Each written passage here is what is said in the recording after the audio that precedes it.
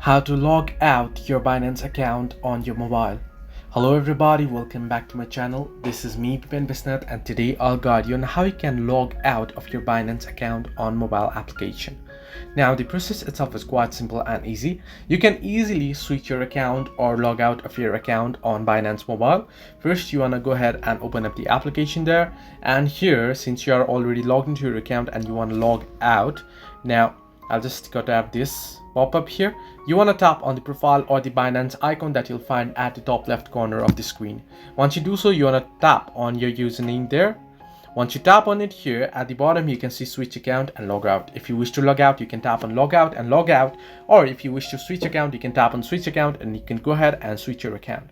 So this way you can log out of your Binance account on mobile. Hope this helped you. Do like and subscribe, and do not forget to leave a comment down below if you have any further issues.